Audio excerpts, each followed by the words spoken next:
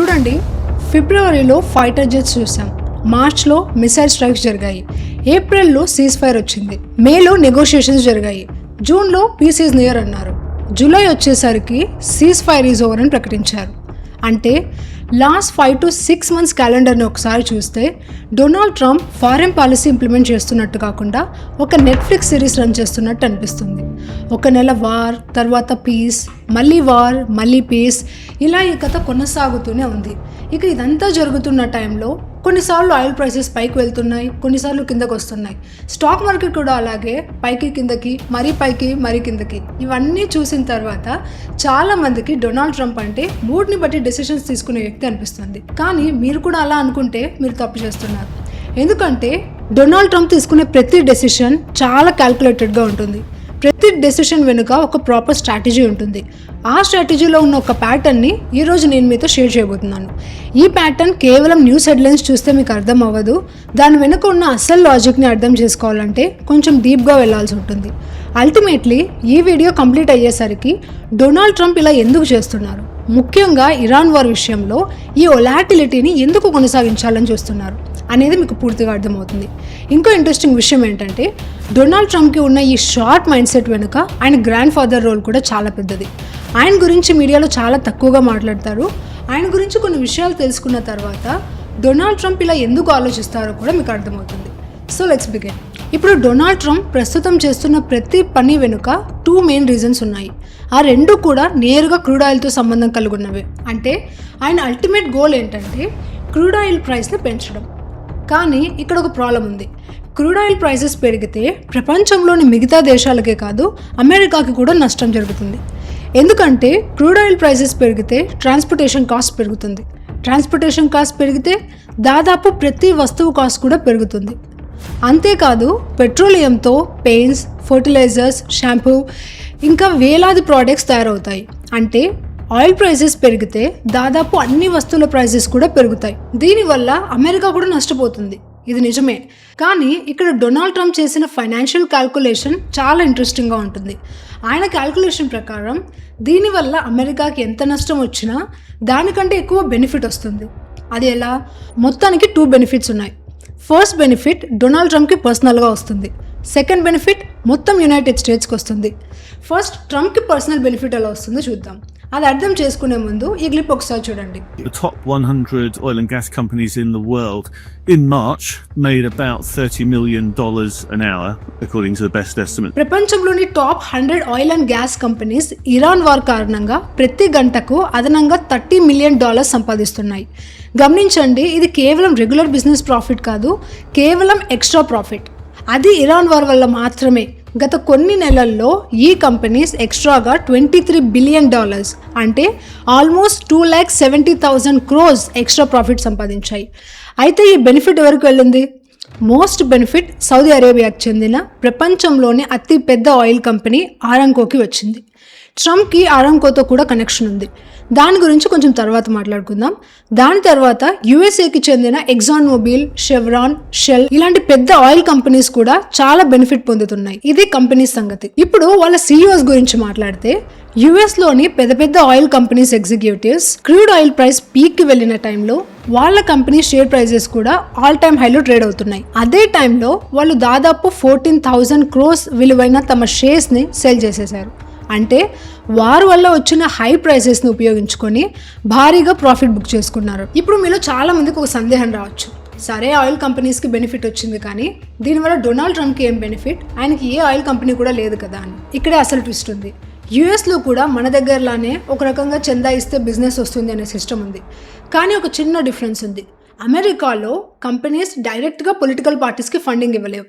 కానీ ఆ కంపెనీస్కి చెందిన ఫౌండర్స్, CEOs, ఎగ్జిక్యూటివ్స్ తమ ఇండివిజువల్ కెపాసిటీలో మాత్రం డొనేషన్స్ ఇవ్వచ్చు. అంటే కంపెనీ అకౌంట్ నుంచి కాదు, పర్సనల్ అకౌంట్ నుంచి. ఇప్పుడు ఎలక్షన్కి ముందు డొనాల్డ్ ట్రంప్ ఏం చేశారో చూడండి. ఈ స్ట్రాటజీ ఆయన గ్రాండ్ ఫాదర్ దగ్గర నుంచే వచ్చింది. దాని గురించి వీడియో సెకండ్ హాఫ్లో మాట్లాడుకుందాం.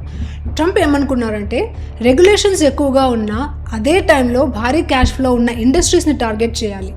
అందులో అత్యంత ముఖ్యమైనది ఆయిల్ అండ్ గ్యాస్ ఇండస్ట్రీ. ఎందుకంటే జో బిడెన్ ఎక్కువగా రెన్యూవబుల్ ఎనర్జీపై ఫోకస్ చేస్తున్నారు. దాంతో ఆయిల్ ఇండస్ట్రీలో చాలా మంది అసంతృప్తిగా ఉన్నారు. వాళ్ళ ప్రాఫిట్ కూడా తగ్గుతుంది. అక్కడే ట్రంప్ కి ఒక ఆపర్చునిటీ కనిపించింది. నేను ఈ ఇండస్ట్రీ ప్రాబ్లమ్ ని సాల్వ్ చేస్తే వాళ్ళ నుంచి భారీ ఫండింగ్ వస్తుంది. అందుకే ఎలక్షన్ కి ముందే ఆయన ఆయిల్ ఇండస్ట్రీకి ఓపెన్ గా సపోర్ట్ చేయడం స్టార్ట్ చేశారు. ఇన్ఫాక్ట్ క్లైమేట్ చేంజ్ అనే కాన్సెప్ట్ నే ప్రపంచంలోనే బిగ్గెస్ట్ లై అని కూడా చెప్పడం స్టార్ట్ చేశారు. Climate change is the greatest hooks. ఇది విన్న తర్వాత చాలా మంది ట్రంప్ ని చూసి నవ్వుకున్నారు. ట్రంప్ కి ఏమీ తెలియదని అనుకున్నారు. కానీ ట్రంప్ అసలు అమాయకుడు కాదు.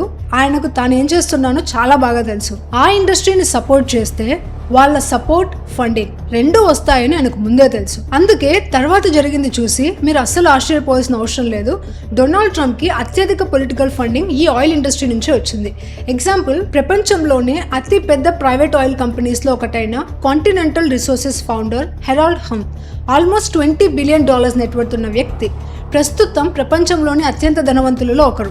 ఇదే హెరాల్డ్ హమ్ డొనాల్డ్ ట్రంప్ కి బిగ్గెస్ట్ సపోర్టర్స్ లో ఒకరు. In fact Donald Trump election campaign కోసం ఆయిల్ ఇండస్ట్రీ ఎగ్జిక్యూటివ్స్ నుంచి ఆల్మోస్ట్ $1 బిలియన్ ఫండింగ్ రేస్ చేయడంలో కూడా హెరాల్డ్ హమ్ ఇంపార్టెంట్ రోల్ ప్లే చేశారు. అంటే ట్రంప్ కి ఆయిల్ ఇండస్ట్రీ నుంచి భారీ ఫైనాన్షియల్ సపోర్ట్ వచ్చింది. కానీ ఏ కంపెనీ అయినా 100 కోట్ల ఫండింగ్ ఫ్రీగా ఇవ్వదు. దానికి రిటర్న్ కూడా ఆశిస్తుంది. అందుకే ఇరాన్ వార్ని మీరు గమనిస్తే this is a simple pay back time. Oil కంపెనీస్కి భారీ బెనిఫిట్ వస్తుంది. వాళ్ళ షేర్ ప్రైజెస్ పెరుగుతున్నాయి. ఎగ్జిక్యూటివ్స్ కూడా టాప్లో షేర్ సేల్ చేసి ఇంకా ఎక్కువ డబ్బు సంపాదిస్తున్నారు. సౌదీ అరేబియాతో డొనాల్డ్ ట్రంప్ ఫ్యామిలీకి చాలా డీప్ కనెక్షన్ ఉంది. In fact Saudi Arabia government Donald Trump అల్లుడు జారెడ్ కుష్నర్కి చెందిన ప్రైవేట్ ఈక్విటీ ఫర్మ్లో దాదాపు 1000 crores ఇన్వెస్ట్ చేసింది. ఇప్పుడు డొనాల్డ్ ట్రంప్కి వచ్చే రెండో బెనిఫిట్ గురించి మాట్లాడుకుందాం. ఇది డొనాల్డ్ ట్రంప్ ఒక్కరికే కాదు, మొత్తం యునైటెడ్ స్టేట్స్కి వచ్చే బెనిఫిట్. ఒక విషయం మాత్రం డొనాల్డ్ ట్రంప్ గురించి ఒప్పుకోవాలి. ఆయన తన గురించి మాత్రమే కాదు, దేశం గురించి కూడా చాలా బాగా ఆలోచిస్తారు. ఇప్పుడు గోల్డ్ గురించి చేసిన వీడియోలో కూడా 1944 బ్రిటన్ వుడ్స్ అగ్రిమెంట్ గురించి మాట్లాడాం. ఆ అగ్రిమెంట్ వల్లే $US ప్రపంచంలో డామినెంట్ కరెన్సీగా మారింది. ఈ రోజు యునైటెడ్ స్టేట్స్ సూపర్ పవర్ గా ఉండడానికి మోస్ట్ ఇంపార్టెంట్ రీజన్ $US. ఒక విషయం మాత్రం మీరు బాగా గుర్తుపెట్టుకోవాలి, $US కేవలం అమెరికా కరెన్సీ మాత్రమే కాదు, అది అమెరికాకున్న బిగ్గెస్ట్ స్ట్రెంగ్త్. ఈ డాలర్ ప్రపంచంలో డామినెంట్ కరెన్సీగా ఉన్నంత వరకు అమెరికా కూడా సూపర్ పవర్ గానే ఉంటుంది. ఒకవేళ $US ఆ పొజిషన్ ను కోల్పోతే అమెరికాకి ప్రాబ్లమ్స్ మొదలవుతాయి. అందుకే 2025లో డొనాల్డ్ ట్రంప్ కి ఉన్న ది బిగ్గెస్ట్ ఛాలెంజ్ $US ని స్ట్రాంగ్ గా ఉంచడం. ఎందుకంటే 2025 స్టార్టింగ్ లో $US చాలా వేగంగా వీక్ అవడం మొదలైంది. అసలు ఇది ఎంత వేగంగా పడిపోయిందంటే 1973 తర్వాత ఇయర్ స్టార్టింగ్ లో ఇంత పెద్ద ఫాల్ మొదటిసారి కనిపించింది. అంటే దాదాపు 50 years రికార్డ్ బ్రేక్ అయింది. ఇప్పుడు మీరు ఒకసారి ఆలోచించండి, మీ దగ్గర ఒక బిజినెస్ ఉందనుకోండి, ఆ బిజినెస్కి సంబంధించిన మోస్ట్ వాల్యుబుల్ అసెట్ రోజు రోజుకి వాల్యూ కోల్పోతుంటే మీరు ఏం చేస్తారు? ఏమి చేయకుండా కూర్చుంటారా?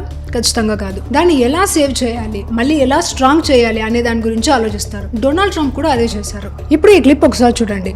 First of all, I would look at it as not rupees sliding, I will look at it as dollar strengthening. ఈ క్లిప్లో ఇండియన్ ఫైనాన్స్ మినిస్టర్ని రూపీ చాలా వేగంగా పడిపోతుంది కదా అని అడిగితే ఆమె ఏమన్నారంటే రూపీ పడిపోవడం కాదు, డాలర్ స్ట్రాంగ్ అవుతుంది అని. ఆ టైంలో కరెక్టే, కానీ 2025లో మాత్రం సిచ్యుయేషన్ పూర్తిగా డిఫరెంట్ అయింది. ఎందుకంటే ఆ టైంలో డాలర్ కూడా పడిపోతుంది, రూపీ కూడా పడిపోతుంది. అయితే ఇక్కడ అసలు క్వశ్చన్ ఏంటంటే ఇది ఎలా పాసిబుల్? ఒక కరెన్సీని మీరు ఎప్పుడు అబ్సల్యూట్ టర్మ్స్తో చూడకూడదు. ఎప్పుడు ఒక క్వశ్చన్ వేసుకోవాలి, కంపేర్ టు వాట్. ఒక కరెన్సీ పడిపోతుందంటే కంపేర్ టు వాట్, ఒక కరెన్సీ పెరుగుతోందంటే కంపేర్ టు వాట్. ఎగ్జాంపుల్కి ఇండియన్ రూపీ పడిపోయింది అనేది నిజమే, కానీ ఎవరితో కంపేర్ చేస్తే? డాలర్తో కంపేర్ చేస్తే రూపీ వీక్ అవుతుంది. కానీ ఇక్కడ ట్విస్ట్ ఏంటంటే డాలర్ కూడా వీక్ అవుతుంది. అయితే ఎవరితో కంపేర్ చేస్తే వీక్ అవుతుంది? దానికి ఆన్సర్ US ఒక మేజర్ ట్రేడింగ్ పార్ట్నర్స్, అంటే యూరోప్, జపాన్ ఇలాంటి పెద్ద ట్రేడింగ్ పార్ట్నర్స్తో కంపేర్ చేస్తే డాలర్ కూడా వాల్యూ కోల్పోతుంది. అయితే దాన్ని మెజర్ చేయడానికి ఒక ఇండెక్స్ ఉంటుంది, దాని పేరు బ్రాడ్ ట్రేడ్ ఇండెక్స్. ఈ ఇండెక్స్ US తన మేజర్ ట్రేడింగ్ పార్ట్నర్స్తో కంపేర్ చేస్తే ఎంత స్ట్రాంగ్గా ఉంది లేదా ఎంత వీక్గా ఉంది అనేది చూపిస్తుంది. ఇప్పుడు 2025 స్టార్టింగ్లో ఈ బ్రాడ్ ట్రేడ్ ఇండెక్స్ని చూస్తే US చాలా వేగంగా పడిపోయినట్టు కనిపిస్తుంది. అంటే డొనాల్డ్ ట్రంప్కి అత్యంత పెద్ద అసెట్ US రోజు రోజుకి వీక్ అవుతుంది. అక్కడి నుంచే ఒక కొత్త స్ట్రాటజీ స్టార్ట్ అయింది. ఇప్పుడు ఒక విషయం గమనించండి, 2025 స్టార్టింగ్లో డాలర్ పడిపోతూనే ఉంది, కానీ ఫిబ్రవరి తర్వాత ఆ ఫాల్కి ఒక్కసారిగా బ్రేక్ పడింది. బ్రాడ్ ట్రేడ్ ఇండెక్స్ని చూస్తే ఫిబ్రవరి తర్వాత డాలర్ మళ్ళీ రికవరీ అవ్వడం స్టార్ట్ అయింది. అంటే ఇక్కడ ఏదో ఒక పెద్ద విషయం జరిగింది. అసలు ఏం జరిగింది? ఈ క్లిప్ ఒకసారి చూడండి. A short time ago, the United States military began major combat operations in Iran. ఇప్పుడు ఇది ఎందుకు జరిగింది? అఫీషియల్ రీజన్ ఏంటంటే ఇరాన్ యుఎస్ పై అటాక్ చేయడానికి సిద్ధమవుతుంది, అందుకే మేము ముందుగానే యాక్షన్ తీసుకున్నామని యునైటెడ్ స్టేట్స్ చెబుతుంది. నిజంగా అది ఫెయిర్ రీజనా? నాకు మాత్రం అలా అయితే అనిపించడం లేదు. కానీ హిస్టరీని చూస్తే ఒక విషయం మాత్రం చాలా క్లియర్గా అర్థమవుతుంది. యుఎస్ డాలర్ ప్రాబ్లంలో పడినప్పుడల్లా ఎక్కడో ఒక చోట ఒక వార్ మొదలవుతుంది. ఈసారి కూడా అదే జరిగింది. ఇరాన్తో వార్ వల్ల యునైటెడ్ స్టేట్స్కి 2 బిగ్గెస్ట్ బెనిఫిట్స్ ఉన్నాయి. ఫస్ట్, క్రూడ్ ఆయిల్ ప్రైసెస్ పెరుగుతాయి. క్రూడ్ ఆయిల్ పెరిగితే ఆయిల్ కంపెనీస్కి బెనిఫిట్, ట్రంప్కి పర్సనల్ బెనిఫిట్. అది మనం ఇప్పటికే చూసాం. కానీ దానికంటే పెద్ద బెనిఫిట్ యుఎస్ డాలర్కి వస్తుంది. అదెలా? ఇక్కడే చాలామంది మిస్ అయ్యే లాజిక్ ఉంది. ప్రపంచంలో క్రూడ్ ఆయిల్ ట్రేడింగ్ మొత్తం దాదాపుగా యుఎస్ డాలర్లోనే జరుగుతుంది. జస్ట్ ఇమాజిన్, ఆయిల్ ప్రైస్ 50% పెరిగిందనుకోండి, కానీ ప్రపంచానికి కావాల్సిన ఆయిల్ క్వాంటిటీ మాత్రం అదే ఉంది. ఇప్పుడు అదే ఆయిల్ని కొనాలంటే ప్రతి కంట్రీ ముందు కంటే ఎక్కువ డాలర్స్ని కొనాల్సి వస్తుంది. ఎందుకంటే ఆయిల్ని కొనడానికి డాలర్ తప్ప మరో ఆప్షన్ లేదు. అంటే ఆయిల్ ప్రైసెస్ పెరిగిన కొద్దీ డాలర్ డిమాండ్ కూడా పెరుగుతుంది. డాలర్ డిమాండ్ పెరిగితే సహజంగానే డాలర్ స్ట్రాంగ్ అవుతుంది. ఇదే ట్రంప్ స్ట్రాటజీలో ఉన్న అత్యంత ఇంపార్టెంట్ పాయింట్. అంటే వార్ వల్ల ఒకవైపు ఆయిల్ కంపెనీస్కి బెనిఫిట్, మరోవైపు డాలర్కి కూడా సపోర్ట్. ఒకే మూవ్తో 2 టార్గెట్స్ కంప్లీట్ అవుతున్నాయి. అందుకే ట్రంప్కి ఇరాన్ వార్ కేవలం పొలిటికల్ డెసిషన్ కాదు, అది ఒక ఎకనామిక్ స్ట్రాటజీ కూడా. ఇప్పుడు మీలో కొందరికి ఇంకో క్వశ్చన్ రావచ్చు, వార్ చేసి డాలర్ని స్ట్రాంగ్ చేయడం ఇది నిజంగానే మొదటిసారా? అసలు కాదు. హిస్టరీలో ఇలాంటివి చాలాసార్లు జరిగాయి. కానీ ఈసారి ట్రంప్ దీన్ని ఇంకా అగ్రెసివ్గా ఉపయోగించారని చాలామంది అనలిస్ట్ భావిస్తున్నారు. ఇప్పుడు ట్రంప్ ఇలా ఎందుకు ఆలోచిస్తున్నారు? రిస్క్ తీసుకోవడానికి ఆ కాన్ఫిడెన్స్ ఎక్కడి నుంచి వచ్చింది? దానికి ఆన్సర్ తెలుసుకోవాలంటే ట్రంప్ ఫ్యామిలీ హిస్టరీని కొంచెం వెనక్కి వెళ్ళి చూడాలి. ఎందుకంటే ఆయన బిజినెస్ మైండ్ సెట్కి ఫౌండేషన్ వేసింది ఆయన grand father. Donald Trump business mind set అర్థం చేసుకోవాలంటే ముందుగా ఆయన ఫ్యామిలీ హిస్టరీని తెలుసుకోవాలి. ట్రంప్ గ్రాండ్ ఫాదర్ మొదట్లో గోల్డ్ రష్ సమయంలో చిన్న బిజినెస్తో ప్రారంభించారు. తర్వాత రియల్ ఎస్టేట్లోకి ఎంట్రీ తీసుకున్నారు. అక్కడి నుంచే ట్రంప్ ఫ్యామిలీ వెల్త్ కి ఫౌండేషన్ పడింది. ఆ తర్వాత వరల్డ్ వార్ 2 ముగిసిన తర్వాత యుఎస్ గవర్నమెంట్ అఫోర్డబుల్ హౌసింగ్ కి భారీగా ఫండింగ్ ఇవ్వడం ప్రారంభించింది. దానివల్ల ట్రంప్ ఫాదర్ ఫ్రెడ్ ట్రంప్ కి చాలా పెద్ద బెనిఫిట్ వచ్చింది. ఆ సమయంలో అఫోర్డబుల్ హౌసింగ్ సెగ్మెంట్ లో చాలా భారీ ప్రాజెక్ట్స్ చేశారు. అయితే వాళ్ళపై కొన్ని అలిగేషన్స్ కూడా వచ్చాయి. హౌసింగ్ కాస్ట్ ని ఎక్కువగా చూయించి మరింత ఫండింగ్ తీసుకున్నారని చాలా మంది ఆరోపించారు. అది పక్కన పెడితే ఆ సమయంలో న్యూయార్క్ నెమ్మదిగా ఒక ఫైనాన్షియల్ హబ్ గా మారుతోంది. మైగ్రేషన్ కూడా భారీగా పెరుగుతోంది. పాపులేషన్ పెరిగే కొద్దీ హౌసింగ్ డిమాండ్ కూడా పెరుగుతోంది. ఆ డిమాండ్ ని ఫ్రెడ్ ట్రంప్ చాలా తెలివిగా ఉపయోగించుకున్నారు. 1970 నాటికి వాళ్ళ కంపెనీ దాదాపు 20,000 అపార్ట్మెంట్స్ ఓన్ చేసేది.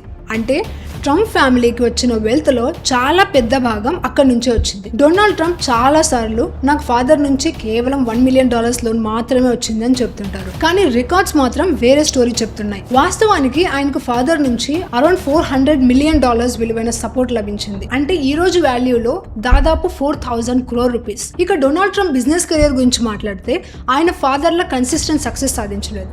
Luxury hotels, casinos, luxury projects ఇలా చాలా బిజినెసెస్ లోకి వెళ్ళారు. ఆ ప్రాజెక్ట్స్ కోసం భారీ లోన్స్ కూడా తీసుకున్నారు. కానీ వాటిలో చాలా ప్రాజెక్ట్స్ ఎక్స్పెక్టెడ్ సక్సెస్ సాధించలేదు. దాంతో ట్రంప్ కంపెనీస్ మొత్తం 6 times బ్యాంక్రప్సీ ప్రొటెక్షన్ తీసుకోవాల్సి వచ్చింది. అయితే ట్రంప్ స్పెషాలిటీ ఏంటంటే ఆయన బిజినెస్ కంటే బ్రాండ్ ని బిల్డ్ చేశారు. మీడియాలో ఆయనకున్న పాపులారిటీని చాలా స్మార్ట్ గా మానిటైజ్ చేశారు. ఎగ్జాంపుల్ కు ముంబైలో ఉన్న ట్రంప్ టవర్ ని తీసుకోండి. దాన్ని ట్రంప్ నిర్మించలేదు, లోధా గ్రూప్ నిర్మించింది. కానీ ట్రంప్ బ్రాండ్ నేమ్ ని ఉపయోగించుకోవడానికి వాళ్ళు ఫీ చెల్లించారు. దీన్నే అసెట్ లైట్ లైసెన్సింగ్ మోడల్ అంటారు. అంటే మీరు బిల్డింగ్ కట్టాల్సిన అవసరం లేదు, మీ బ్రాండ్ నేమ్ కి వాల్యూ ఉంటే అదే ఇన్కమ్ జనరేట్ చేస్తుంది. ఇలాంటి మోడల్నే చాలా మంది గ్లోబల్ సెలబ్రిటీస్ కూడా ఫాలో చేస్తున్నారు. ఇప్పుడు మళ్ళీ మెయిన్ టాపిక్ వస్తే, షార్ట్ టర్మ్ లో ట్రంప్ చేస్తున్న ఈ స్ట్రాటజీస్ వల్ల యునైటెడ్ స్టేట్స్ కి కూడా బెనిఫిట్ వస్తుంది. ట్రంప్ ఫ్యామిలీకి కూడా చాలా బెనిఫిట్ వస్తుంది. మార్కెట్ వొలాటిలిటీని ఉపయోగించుకొని ట్రేడింగ్ ద్వారా కూడా వాళ్ళు మంచి ప్రాఫిట్ సంపాదించారని చాలా రిపోర్ట్స్ చెప్తున్నాయి. కానీ లాంగ్ టర్మ్లో మాత్రం దీని ఇంపాక్ట్ చాలా పాజిటివ్గా ఉండకపోవచ్చు. ఎందుకంటే యునైటెడ్ స్టేట్స్పై మిగతా దేశాలకు ఉన్న ట్రస్ట్ నెమ్మదిగా తగ్గుతోంది. అందుకే చాలా సెంట్రల్ బ్యాంక్స్ డాలర్స్ని తగ్గించి గోల్డ్ని కొనడం స్టార్ట్ చేసేసాయి. అయితే క్రూడ్ ఆయిల్ ప్రైసెస్ పెరగడంతో మళ్ళీ డాలర్ కొనాల్సిన సిచ్యువేషన్ కూడా వచ్చింది. ఇది ట్రంప్ స్ట్రాటజీకి టెంపరీగా సపోర్ట్ అయితే ఇస్తోంది. కానీ ట్రంప్ ప్రెసిడెన్సీ ముగిసిన తర్వాత ఈ పరిస్థితి అలాగే ఉంటుందని చెప్పలేం. ఎందుకంటే కొత్త అడ్మినిస్ట్రేషన్ వచ్చిన తర్వాత చాలా పాలసీస్ మారే అవకాశం ఉంటుంది. అప్పుడు ఇప్పుడున్న డెసిషన్స్ బ్యాక్ ఫైర్ అయ్యే ఛాన్సెస్ కూడా ఉంటుంది. ఇక ఇండియా విషయానికి వస్తే మనం భారీగా క్రూడ్ ఆయిల్ ఇంపోర్ట్ చేసే దేశం కాబట్టి ఆయిల్ ప్రైసెస్ పెరిగితే దాని ప్రభావం మన ఎకానమీపై కూడా పడుతుంది. నా అభిప్రాయం ప్రకారం కేవలం ఇథనాల్ పై ఫోకస్ చేయడం సరిపోదు. ఆయిల్ ఇన్ఫ్రాస్ట్రక్చర్ ని ఇంప్రూవ్ చేస్తే వేస్టేజ్ ని తగ్గించవచ్చు. అది కూడా చాలా పెద్ద సేవింగ్ అవుతుంది. అలాగే యువి ఇన్ఫ్రాస్ట్రక్చర్ ని వేగంగా డెవలప్ చేయాలి. చైనా కూడా అదే చేసింది. ఒక దేశం క్రూడ్ ఆయిల్ పై ఎంత తక్కువ డిపెండ్ అవుతుందో అంత మంచిది. నా దృష్టిలో ఇండియాకి కూడా అదే ఫ్యూచర్. ఇక మార్కెట్ వొలాటిలిటీ విషయానికి వస్తే ఇది ఇక్కడితో ఆగిపోదు. డొనాల్డ్ ట్రంప్ కి తన బెనిఫిట్ ఎక్కడుందో చాలా బాగా తెలుసు. అందుకే ఇలాంటి వొలాటిలిటీ ముందు కూడా కొనసాగే అవకాశం ఉంది. కానీ ఒక విషయం మాత్రం ఈ వీడియో తర్వాత మీకు క్లియర్గా అర్థమై ఉండాలి. డొనాల్డ్ ట్రంప్ ఏది పడితే అది చేసే వ్యక్తి కాదు. ఆయన తీసుకునే ప్రతి డెసిషన్ క్యాల్కులేటెడ్, ప్రతి మూవ్ వెల్ ప్లాన్డ్. ప్రపంచానికి ఆయన అన్ప్రిడిక్టబుల్ గా కనిపించవచ్చు. మీడియా ఆయన ఎలా చూయించినా అది వేరే విషయం. కానీ డొనాల్డ్ ట్రంప్ చాలా ఇంటెలిజెంట్ పర్సన్. డబ్బు ఎలా సంపాదించాలి, దేశానికి షార్ట్ టర్మ్లో ఎలా అడ్వాంటేజ్ తీసుకురావాలి అనే విషయం ఆయనకు చాలా బాగా తెలుసు. దానికోసం తన ఇమేజ్ దెబ్బతిన్నా కూడా ఆయన పెద్దగా పట్టించుకోరు. ఇవాళ వీడియోకి అయితే ఇంతే. ఛానల్ని తప్పకుండా సబ్స్క్రైబ్ చేసుకోండి. బెల్ ఐకాన్ పై కూడా క్లిక్ చేయండి. అప్పుడు మాత్రమే మా అన్ని వీడియోస్కి సంబంధించిన నోటిఫికేషన్స్ మీకు వస్తాయి. మార్కెట్ కమెంటరీ మరియు డీప్ రీసెర్చ్ కోసం ఫినోవేషన్స్ తెలుగుని తప్పకుండా సబ్స్క్రైబ్ చేయండి. మళ్ళీ నెక్స్ట్ వీడియోలో కలుద్దాం. Till then take care. Bye by.